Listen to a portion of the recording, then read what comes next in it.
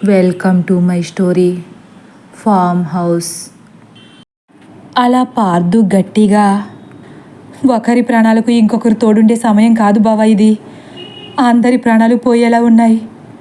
ఒకవేళ మీలో ఎవరికైనా త్రిపుర పరిస్థితి ఎదురైతే వాళ్ళు అక్కడే ఆగిపోయి మిగిలిన వాళ్ళైనా వాళ్ళ ప్రాణాలు కాపాడుకోవడానికి ప్రయత్నించండి. వెళ్ళండి, పరిగెత్తండి. ఎక్కడికని పరిగెత్తమంటావు పార్దు? దీనంగా అడుగుతుంది మాధురి.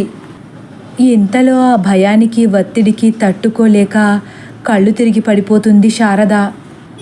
అమ్మా అమ్మా అని మురారి ఎంత లేపినా తనలో కదలిక లేదు. బావా, అత్తయ్యని కూడా ఇక్కడ వదిలేసి మీ ప్రాణాలు కాపాడుకోండి, వెళ్ళండి. తొందరగా మిగిలిన వాళ్ళని తీసుకెళ్ళిపో బావా. పెరట్లో ఐరన్ రాడ్ ఉంది, ఎలాగైనా నువ్వు అటు పక్కకు వెళ్ళి ఆ రాడ్ తీసుకుని ఇంటి డోర్ పగలగొట్టడానికి ప్రయత్నించు. నాన్న, మీరు కూడా వెళ్ళండి అని పెద్దగా అరుస్తూ వాళ్లను కంగారు పెట్టేస్తున్నాడు. పరశురాంకి కూడా భార్యను అస్సలు వదిలి వెళ్ళాలని లేదు. కానీ అక్కడే ఉంటే తన ప్రాణం కూడా ఎక్కడ పోతుందోనన్న భయంతో నేలపై పడి ఉన్న శారద వైపే చూస్తూ, శారద నన్ను క్షమించు అని ఏడుస్తున్నారు. ఇంతలో ఆ 2 దెయ్యాలు వీళ్లకు 10 అడుగుల దూరానికి వచ్చేశాయి. పార్దు చెప్పిందే సరైనదని అనిపిస్తుంది మురారికి.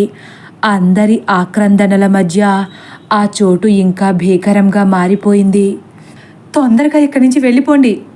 మావయ్య, మీరు వెళ్ళి ఆ రాడ్ ఎక్కడుందో వెతకండి అని మాధురి, పరశురాం, మీనాక్షులను ముందు పరిగెత్తమని తను కూడా వేగంగా వెనకాలే పరిగెడుతున్నాడు మురారి. నాన్న, రాడ్ ఆ షెడ్డులో ఉంది, తొందరగా వెళ్ళండి.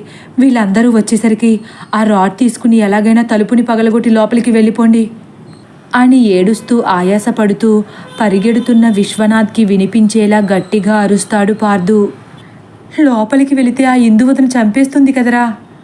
ఎక్కడైతే ఏంటి, మేం కూడా ఇక్కడే ఉంటాం అని కాస్త ముందుకు వెళ్ళి ఆగిపోతుంది మీనాక్షి.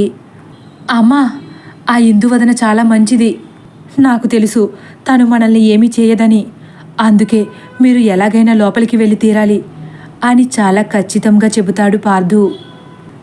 ఇవన్నీ చేస్తున్నది ఆ ఇందువదన కాదనుకుంటున్నావా నువ్వు అంటుంది మాధురి. కాదక్కా, ఇవన్నీ చేస్తున్నది ఇందువదన కాదు. ఇందువదన మన చుట్టూ ఉన్నప్పుడు వచ్చే ఆ సుగంధం నాకు తెలుసు. ఇక్కడ ఇందువదన కాకుండా ఇంకా చాలా దెయ్యాలున్నాయి అంటుండగా ఆ దెయ్యాలు 2 వీళ్లకు అతి చేరువగా వచ్చేసి పార్దు పీకను గట్టిగా పట్టుకుంటాయి. ఏవండి, దిక్కులు పెక్కటిల్లేలా అరుస్తుంది త్రిపుర. గబుక్కున పార్దు ముందుకు చూసి కిందకు వంగుతాడు. ఆ దెయ్యం నుంచి తప్పించుకుని వెనక్కి జరిగి గట్టిగా ఏడుస్తున్న త్రిపురకు అడ్డుగా నుంచుంటాడు. ఇద్దరికీ భయంతో గొంతు పెగలట్లేదు. అప్పటి వరకు పెద్దగా ఏడ్చిన త్రిపుర కూడా వాటిని అంత దగ్గరగా చూసేసరికి కళ్ళు తేలేసి నిశ్చేష్టంగా చూస్తూ నిలబడిపోయింది. పార్దు గుండె చాలా వేగంగా కొట్టుకుంటుంది. ఇంతలో త్రిపుర నెమ్మదిగా, ఏవండి, నన్ను వదిలేసి మీరు కూడా వెళ్ళిపోండి అని పార్దు చెవిలో చెబుతుంది. త్రిపుర, నువ్వేం భయపడకు, మనకేమీ కాదనిపిస్తుంది. మనల్ని చూసి జాలిపడ్డానికి అవి మానవత్వం ఉన్న మనుషులు కాదండి, రక్తం తాగేసే దెయ్యాలు అని త్రిపుర అంటుండగా ఒక్కసారిగా ఒక దెయ్యం నోటిని పెద్దగా తెరిచి పార్దు పీకకు అతి దగ్గరగా నోటిని పెట్టబోతుంది. పార్దు భయంతో పూర్తిగా కళ్ళను మూసేసి బిగుసుకుపోతాడు. త్రిపుర ఇంకా పెద్దగా అరుస్తుంది. ఇంతలో ఇంకో దెయ్యం పార్దు కాలిని గట్టిగా కొరుకుతుంది. అమ్మా అని నొప్పిని భరించలేక అరుస్తాడు పార్దు. పార్దు కాలి నుండి రక్తం ధారలా కారుతుంది. ఎప్పుడైతే ఆ రక్తం వాసన ఆ చుట్టుపక్కలకు వ్యాపించిందో అప్పుడు ఒక్కసారిగా ఎక్కడి నుండి ఊడిపడ్డాయో కానీ చీకటి అయ్యే కొలది ఆకాశంలో నక్షత్రాలు ఒక్కొక్కటిగా ప్రత్యక్షమైనట్లు వరుసగా దెయ్యాలు ప్రత్యక్షమవుతున్నాయి. ఫామ్ హౌస్కి అవతలి వైపును కూడా చాలా ఆత్మలు ప్రత్యక్షమయ్యాయి. వాటిని చూసిన వాళ్ళెవరికీ ముందుకు అడుగేసే ధైర్యం చాలట్లేదు. ఉన్న చోటే అందరూ ఆగిపోయి ఎటు చూసినా కనిపిస్తున్న దెయ్యాలను చూసి బెదిరిపోతున్నారు. ఆ ఫామ్ హౌస్ చుట్టూ ఎటు చూసినా వికృత రూపాలు నెమ్మదిగా వీళ్ళ వైపు నడుచుకుంటూ వింత వింత శబ్దాలు చేస్తూ కనిపిస్తున్నాయి. ఆ దెయ్యం పార్దు పీకను గట్టిగా కొరుకుదామనుకుంటుండగా త్రిపుర పార్దు తలను పట్టుకుని వేగంగా వెనక్కు లాగేస్తుంది. కాస్తలో పార్దు తప్పించుకుంటాడు. త్రిపుర లాగిన వేగానికి కింద కాళ్ళు బంధించి ఉండడం వల్ల ఇద్దరూ కింద పడిపోతారు. త్రిపురపై ఆ దెయ్యానికి చాలా కోపం వచ్చేస్తుంది.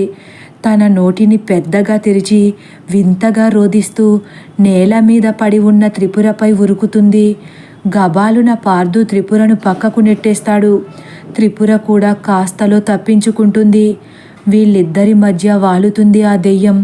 కోపంతో రగిలిపోతున్న ఆ ఆత్మ ఒక్కసారే పార్దు వైపు కసిగా చూస్తూ బాగా పెరిగి పదును తేలిన తన గోర్లను పార్దు గొంతులోకి దించబోతుంది. పార్దు! బిగ్గరగా అరుస్తుంది త్రిపుర. ఒక్క క్షణంలో పార్దు గొంతులో తన గోర్లు దిగుతాయనేసరికి సరిగ్గా అప్పుడే అక్కడే ప్రత్యక్షమవుతుంది ఇందువదన. ఇందువదన కూడా వికృతమైన రూపంలోనే అక్కడ ప్రత్యక్షమై దిక్కులు పెక్కటిల్లేలా అరవగానే పార్దుకి త్రిపురకు మధ్యలో ఉన్న ఆ దెయ్యం మాయమైపోతుంది. అలా అందరూ ఇందువదనను చూసి ముందు భయపడినప్పటికీ ఇందువదన చేసిన పనికి ఆశ్చర్యపోయి అయోమయంలో పడ్డారు. మిగిలిన దెయ్యాలు మాత్రం ఏమాత్రం ఇందువదనకు జడవకుండా తలలు ముందుకు వంచి వీళ్ళ వైపు నెమ్మదిగా అడుగులు వేస్తూనే ఉన్నాయి. మావయ్య, వెనక్కి వచ్చేయండి. అందరూ ఒకచోటే ఉండడం మంచిదనిపిస్తుంది. కాస్త దూరంలో ఉన్న విశ్వనాథ్ని గట్టిగా పిలుస్తాడు మురారి.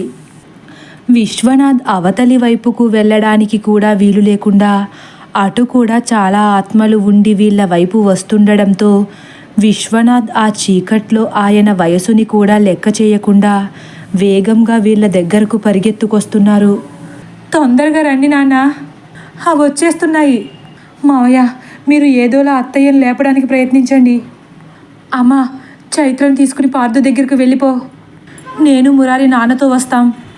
లక్ష్మి, మీరు కూడా వెళ్ళిపోండి అని కంగారుగా అందరికీ చెప్పేస్తుంది మాధురి. తొందరగా వెళ్ళండి అని గట్టిగా అరుస్తాడు మురారి కూడా. వాళ్ళందరూ పార్దు వాళ్ళ దగ్గరకు ఒకరి చేతులు ఒకరు పట్టుకుని పరిగెడుతున్నారు. పార్దుకి అక్కడ ఏం జరుగుతుందో, ఇందువదన ఏం చేయబోతుందో అనే భయంతో కూడిన సందేహం లేకపోలేదు.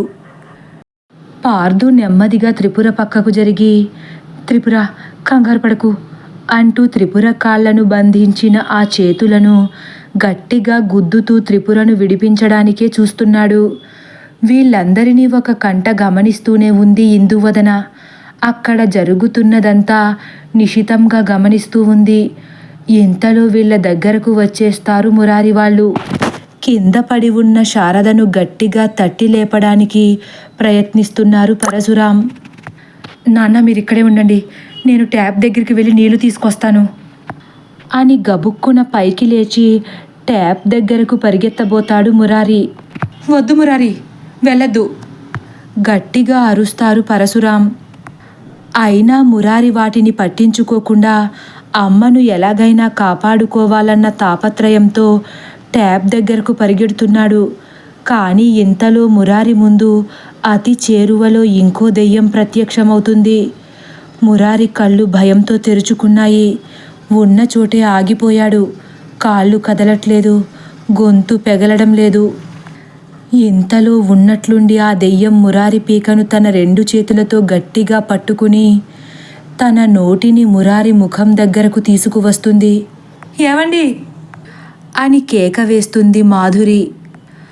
అప్పటి వరకు తలను కాస్త వంకరగా పెట్టి విరబూసుకున్న జుట్టుతో అక్కడ ఉన్న దెయ్యాలన్నింటినీ చూస్తూ గమనిస్తున్న ఇందువదన ఒక్కసారే మురారి పక్కన ప్రత్యక్షమై మురారిని కొరకబోతున్న ఆ దెయ్యం జుట్టు పట్టుకుని పెద్దగా అరుస్తూ దూరంగా విసిరేస్తుంది. మురారి ఒక్కసారే గట్టిగా గాలిని పీల్చుకుని గుండెలపై చేయి వేసుకుని కళ్ళు మూసుకుంటాడు. మాధురి కూడా పెద్దగా ఏడుస్తుంది. ఇందువదన శక్తి ముందు ఆ దెయ్యాల శక్తి ఏమాత్రం చాలనప్పటికీ అవి వీళ్లను వదలాలనుకోవట్లేదు. వీళ్ళ రక్తంతో ఎలాగైనా వాటి కడుపు నింపుకోవాలనే ఆరాటపడుతున్నాయి. ఆ ఉద్దేశంతోనే ఇంకా ఇంకా ముందుకు అడుగులు వేస్తున్నాయి. మురారి ఇక ముందుకు వెళ్లకుండా భయంతో వెనక్కి పరిగెత్తుకు వచ్చేస్తాడు. మాధురి అరిచిన అరుపుకు శారదకు కూడా మెలకువ వస్తుంది. చుట్టూ అయోమయంగా చూస్తూ పైకి లేచి పరశురాంని గట్టిగా పట్టుకుని, ఏమండి, ఈ రోజుతో మనం చచ్చిపోతాం అని ఏడుస్తుంది. ఇంతలో మురారి కూడా వీళ్ళ దగ్గరకు వచ్చేస్తాడు. అలా మొత్తం మీద అందరూ ఒకచోటికే చేరుకున్నారు. ఒక్కొక్క అడుగు నెమ్మదిగా ముందుకు వేస్తూ వస్తున్న ఆ వికృత రూపాలను చూస్తూ వణికిపోతున్నారందరూ. మళ్ళీ వీళ్ళ ముందు ప్రత్యక్షమవుతుంది ఇందువదన. వీళ్ళ వైపు వస్తున్న ఆ ఆత్మలకు అడ్డుగా నిలబడి, ఎవరు మీరంతా? చాలా గంభీరమైన స్వరంతో అడుగుతుంది. ఆ స్వరమే వెన్నులో వణుకు పుట్టించేంత భయానకంగా అనిపిస్తుంది. ఎందుకు మా అంతఃపురవాసుల్ని ఎందుకు ఇబ్బంది పెడుతున్నారు? అందులోనూ నా శ్రేయోభిలాషులని అని మళ్ళీ గంభీర స్వరంతో అడుగుతుంది. కానీ ఇందువదన మాటలను పట్టించుకోకుండా ఆ ఆత్మలు నెమ్మదిగా వీళ్ళ వైపు నడుచుకుంటూనే వస్తున్నాయి. వెళ్ళిపోండి, ఇది నా చోటు, నా బృందావనం. ఇక్కడ మీ ఉనికి నాకేమాత్రం నచ్చట్లేదు. తొందరగా ఈ చోటిని వదిలి వెళ్ళిపోండి. మీ నుంచి వచ్చే ఆ దుర్గంధంతో నా తల పగిలిపోయేలా ఉంది. ఆ వాసన నన్ను ఉక్కిరి బిక్కిరి చేస్తుంది అని తలను ఊపుతూ కనుగుడ్లు అటూ ఇటూ తిప్పుతూ మాట్లాడుతుంది. కానీ ఆ దెయ్యాలు ఇందువదనను ఏమాత్రం లెక్క చేయకుండా చాలా దగ్గరకు వచ్చేశాయి. ఇందువదనలో అవి తన మాట లెక్క చెయ్యట్లేదన్న ఉక్రోషం ఎక్కువైపోతుంది. ఒక్కసారే సర్రున మెరుపు వేగంతో పైకి ఎగిరి, ఈ మహారాణి ఆజ్ఞనే ధిక్కరిస్తున్నారంటే మీరు మా రాజ్య ప్రజలు కాదు. మా రాజ్యంపై దండెత్తడానికి, నా రాజప్రాకారాన్ని ఆక్రమించడానికి వచ్చిన పరాయి రాజ్య సైన్యమా మీరు? మీ ఆటలు ఈ ఇందువదన దగ్గర సాగవు అని మెరుపు వేగంతో ఎగురుతూ వెళ్ళి ఆ దెయ్యాలపై దాడి చేస్తుంది. ఇందువదన దాడితో అప్పటికప్పుడు అవి మాయమైనా మళ్ళీ ప్రత్యక్షమవడం చూసి ఆశ్చర్యపోతుంది. ఇంకా ఉక్రోషంతో రగిలిపోతూ బిగ్గరగా, చంద్రగుప్త అని అరుస్తుంది. రెప్పపాటులో చంద్రగుప్తుడు కూడా రాజ్య సేనాధిపతి దుస్తుల్లో ఊయలలో కాలు మీద కాలేసుకుని కూర్చుని ప్రత్యక్షమవుతాడు. ఇంచుమించు 6 అడుగుల దేహంతో చాలా ఆకర్షణీయంగా ఉన్నాడు చంద్రగుప్తుడు కూడా. రాజసం ఉట్టిపడుతున్న చంద్రగుప్తుణ్ణి అలా చూస్తూ ఉండిపోయారందరూ. వాళ్ళ కళ్ళ ముందు జరిగేది కలో నిజమో కూడా అర్థం కాని పరిస్థితుల్లో చిక్కుకుపోయారు. చంద్రగుప్తుడు అలా హుందాగా కూర్చోవడం చూసిన ఇందువదన ఒక్కసారే నిర్ఘాంతపోయి, ఏం చేస్తున్నావు చంద్రగుప్త? గట్టిగా అరుస్తూ కళ్ళెర్రజేస్తుంది. ఆ అరుపుకు అందరూ ఒక్కసారే చెవులు మూసుకుంటారు. మీ అరుపులకు జడవడానికి నేను ఇప్పుడు భైరవవర్మ సేనాధిపతిని కాదు ఇందువదన అంటాడు చంద్రగుప్తుడు కూడా ధీమాగా. ఇందువదన ఇంకా ఆశ్చర్యంగా చూస్తూ, పొరపాటున మహారాజు భైరవవర్మని అనుకుంటున్నావా? ఇందువదన కూడా అంతే గంభీరంగా మాట్లాడుతుంది. తదుపరి భాగం కోసం వేచి ఉండండి. ఒకవేళ నా కథ కానీ మీకు నచ్చినట్లయితే లైక్ చేసి సబ్స్క్రైబ్ చేయడం మర్చిపోకండి. Thank you for watching.